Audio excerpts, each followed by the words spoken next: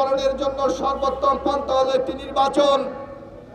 ইতিমধ্যে আপনারা দেখেছেন রাজনৈতিক দল, সুশীল সমাজ থেকে শুরু করে সবার একটাই মতামত, বাংলাদেশের এই অবস্থা থেকে উত্তরণের জন্য একটাই পথ সামনে খোলা, সে হলো আগামী দিনে একটি অবাধ, সুস্থ, অংশগ্রহণের নির্বাচনের মাধ্যমে বাংলাদেশের গণতন্ত্রকে এগিয়ে নিয়ে যাওয়া। আমরা দেখেছি শেখ হাসিনার আমলে বাংলাদেশের নির্বাচন ব্যবস্থাকে ধ্বংস করে দেওয়া হয়েছে, কিন্তু গত 5ই আগস্টের পর ইতিমধ্যে দেখেছেন ঐক্যমত্য কমিশনের মাধ্যমে সেই নির্বাচনকে, ভোটের অধিকারকে ফিরিয়ে আনার জন্য আগামী দিনে একটি কেয়ারটেকার সরকার প্রতিষ্ঠা করার জন্য সকল রাজনৈতিক দল ঐক্যমত হয়েছে।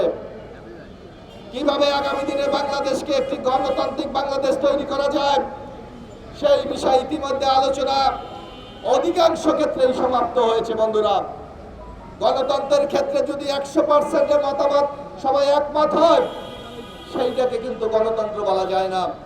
গণতন্ত্রে মত থাকবে, পথ থাকবে, ভিন্ন মত থাকবে, তার মাধ্যমে যদি একটি সিদ্ধান্ত গ্রহণ করা যায়, আমরা মনে করি সেটাই হলো সবচেয়ে কার্যকরী পন্থা। ইতিমধ্যে দেখেন ঐক্যমত্য কমিশনের মাধ্যমে যখন একটি চূড়ান্ত সমাধানের দিকে যাচ্ছিল, তখন কোন দল মনে করেছে এই পদ্ধতিতে যদি নির্বাচন হয় আগামী দিনে তাদের ভরাডুবি নিশ্চিত।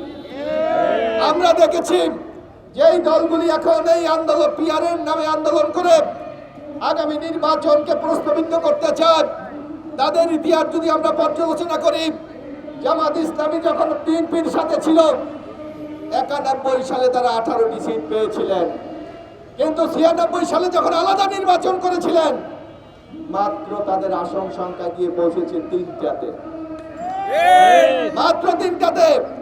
এখন বিএনপি স্পষ্ট ভাষায় বলেছেন আগামী দিনে জামাতের সাথে কোনো জোট হবে না।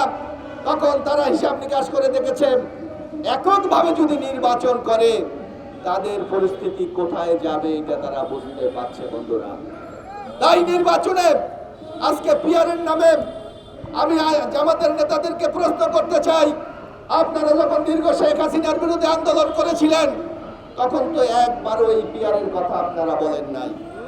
এখন নির্বাচনে নিশ্চিত ভরাডুবি জেনে পিআরের মাধ্যমে আপনাকে বিভ্রান্ত করতে চান। দুদু ভাই এখানে বক্তব্য রাখবে, আমি বক্তব্য বেশিক্ষণ রাখবো না, শুধু আপনাদেরকে একটি কথা স্মরণ করিয়ে দিতে চাই। বন্ধুরা, এই পিআরের মাধ্যমে শেখ হাসিনাকে আবার বাংলাদেশে পুনর্বাসন করার ষড়যন্ত্র শুরু হয়েছে। বন্ধুরা, আপনাদেরকে আমি একটা হিসাব কষে দেখাতে চাই। আপনারা জানেন পিআর যদি হয় 100% যদি আমরা পিআর ধরি তাহলে 300 আসন, অর্থাৎ 1% ভোট কেউ যদি পায় সেখানে তারা 3টি আসন পাবে। অর্থাৎ আওয়ামী লীগ বাংলাদেশে ইলেকশন করতে পারবে না, কিন্তু তারা যদি স্বতন্ত্রভাবে প্রার্থী দেয় আওয়ামী লীগের যে সমর্থন আছে মিনিমাম 15 থেকে 20% ভোট তারা পেতে পারে। সেখানে দেখবেন যদি 20% ভোট পায় তাইলে কিন্তু 3 দিয়ে পূরণ করলে প্রায় 60টি আসন আওয়ামী লীগের সেই স্বতন্ত্র প্রার্থীরা পাবে।